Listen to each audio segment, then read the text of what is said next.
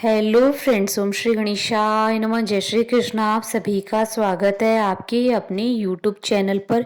Friends, आज हम आपको इस वीडियो में बताने जा रहे हैं साल 2022 में होलाष्टक कब प्रारंभ हो रहा है और होलाष्टक का कब समापन होगा और होलाष्टक के दौरान क्या कार्य करें क्या कार्य न करें और होलाष्टक पर किए जाने वाले उपाय और होलाष्टक से जुड़ी पौराणिक कथाओं और होलिका दहन के शुभ मुहूर्त के बारे में। फ्रेंड्स, वीडियो शुरू करने से पहले आपसे रिक्वेस्ट है, अगर आप हमारे चैनल पर नए हैं और आपने अभी तक चैनल को सब्सक्राइब नहीं किया है तो प्लीज़ सब्सक्राइब कीजिएगा चैनल को, साथ ही प्रेस कीजिएगा बेल आइकन को, जिससे नए वीडियो से रिलेटेड नोटिफिकेशन आपको तुरंत प्राप्त हो सके। और वीडियो पसंद आने पर वीडियो को लाइक और शेयर जरूर कीजिएगा ताकि सभी भक्तों को इस वीडियो का लाभ प्राप्त हो सके। और कमेंट बॉक्स में जय श्री कृष्णा जरूर लिखिएगा। होलाष्टक फाल्गुन माह की शुक्ल पक्ष की अष्टमी तिथि से प्रारंभ होगा और फाल्गुन पूर्णिमा को होलिका दहन के साथ खत्म हो जाएगा। इस आधार पर इस साल होलाष्टक 10 मार्च 2022 को लग रहा है, क्योंकि इस दिन ही फाल्गुन शुक्ल अष्टमी तिथि सुबह 2:56 पर प्रारंभ हो जाएगी। फाल्गुन पूर्णिमा इस साल 17 मार्च को, ऐसे में होलाष्टक का अंत 17 मार्च को होलिका दहन के साथ हो जाएगा। होलाष्टक के दौरान 8 दिनों तक कोई भी मांगलिक कार्य नहीं किए जाते हैं। इस दौरान मांगलिक कार्य वर्जित होते हैं।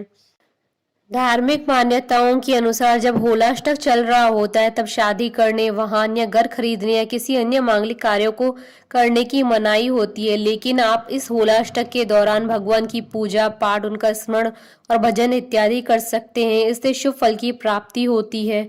इन 8 दिनों में कोई भी मांगलिक कार्यों को करना निषेध होता है। इस समय मांगलिक कार्य करना अशुभ माना जाता है। होलाष्टक के अशुभ होने के 3 कारण बताए गए हैं। इसके संबंध में 2 पौराणिक कथाएं प्रचलित है। पहली भक्त प्रहलाद की और दूसरी कामदेव से जुड़ी हुई कथा। पौराणिक कथा के अनुसार जब राजा हिरण्याकश्यप ने अपने बेटे प्रहलाद को भगवान श्री हरि विष्णु की भक्ति से दूर रखने के लिए 8 दिन तक कठिन यातनाएं दी थी। शास्त्रों के अनुसार होलिका दहन की परंपरा भक्त और भगवान के संबंध का प्रतीक है। जहां भक्त प्रहलाद हैं तो उनके ईश्वर भगवान विष्णु जी हैं।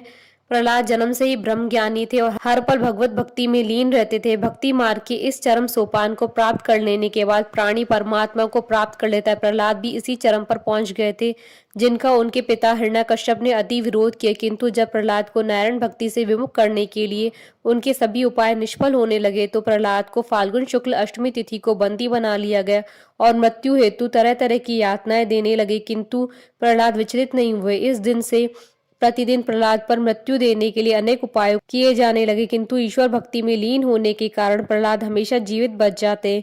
इसी प्रकार 7 दिन बीत गए। 8वें दिन अपने भाई हिरण्याकश्यप की परेशानी देख उनकी बहन होलिका, जिसे ब्रह्मा जी द्वारा अग्नि से न जलने का वरदान प्राप्त था, ने प्रहलाद को अपनी गोद में लेकर अग्नि में भस्म करने का प्रस्ताव रखा, जिसे हिरण्याकश्यप ने स्वीकार कर लिया। परिणाम स्वरूप होलिका जैसे ही अपने भतीजे प्रहलाद को गोद में लेकर जलती हुई आग में बैठी, वह स्वयं जलने लगी और प्रहलाद पुनः जीवित बच गए, क्योंकि उनके लिए अग्निदेव शीतल हो गए थे। तभी से भक्ति पर आघात हो रहे इन 8 दिनों को होलाष्टक के रूप में मनाया जाता है। भक्ति पर जिस जिस तिथि वार को आघात होता उस दिन और तिथियों के स्वामी भी हिरण्याकश्यप से क्रोधित हो उग्र हो गए थे। इसलिए इन 8 दिनों में क्रमशः अष्टमी को चंद्रमा, नवमी को सूर्य, दशमी को शनि, एकादशी को शुक्र, द्वादशी को गुरु, त्रयोदशी को बुध और चतुर्दशी को मंगल तथा पूर्णिमा को राहु उग्र रूप लिए माने जाते हैं। तभी से इन दिनों विवाह, नामकरण, विद्या आरंभ, गृह प्रवेश व निर्माण कार्य अनुष्ठान आदि अशुभ माने जाते हैं। अन्य कथा के अनुसार देवताओं के कहने पर कामदेव ने शिव जी की तपस्या भंग करने के लिए कई दिनों तक कई प्रयास किए थे। तब भगवान शिव ने फाल्गुन शुक्ल अष्टमी को कामदेव को भस्म कर दिया था। कामदेव की पत्नी रति ने उनके अपराध के लिए शिव जी से माफी मांगी। तब भोलेनाथ ने कामदेव को पुनर्जीवन देने का आश्वासन दिया। ज्योतिष शास्त्र के अनुसार होलाष्टक का प्रभाव तीर्थ क्षेत्र में नहीं माना जाता है, लेकिन 8 दिनों में मौसम परिवर्तित हो रहा होता है। व्यक्ति रोग की चपेट में आ सकता है। ऐसे में मन की स्थिति भी अवसादग्रस्त रहती है, इसलिए शुभ कार्य वर्जित माने जाते हैं। होलाष्टक के 8 दिनों को व्रत, पूजन, हवन की दृष्टि से अच्छा समय माना गया है। इसके अलावा यदि आप होलाष्टक के दौरान कुछ खास उपायों को करते हैं तो आपको कई तरह के लाभ प्राप्त होते हैं। ये उपाय इस प्रकार है। संतान प्राप्ति के लिए यदि किसी कपल को संतान की प्राप्ति नहीं हो रही है तो वह होलाष्टक में लड्डू गोपाल की विधि विधान से पूजा पाठ करे। इस दौरान हवन भी करे, जिसमें गाय का शुद्ध घी, मिश्री का इस्तेमाल करे। इस उपाय को करने से निसंतान को संतान प्राप्त होती है। करियर में सफलता के लिए घर या ऑफिस में जौ, तिल और शक्कर का हवन करवाएं। ऐसा कर आपके करियर में आने वाली सभी बाधाएं समाप्त हो जाएंगी।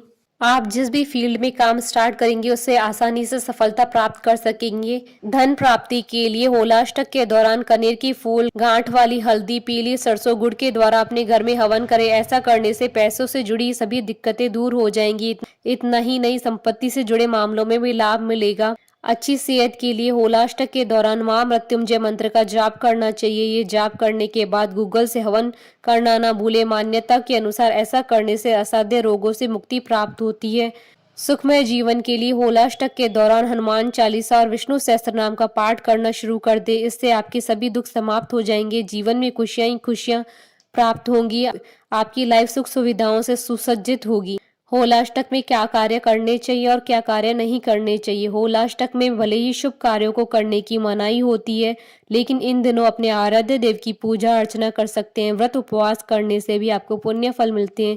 इन दिनों धर्म कर्म के कार्य, वस्त्र, अनाज अपनी इच्छा व सामर्थ्य के अनुसार जरूरतमंदों को धन का दान करने से भी आपको लाभ मिल सकता है।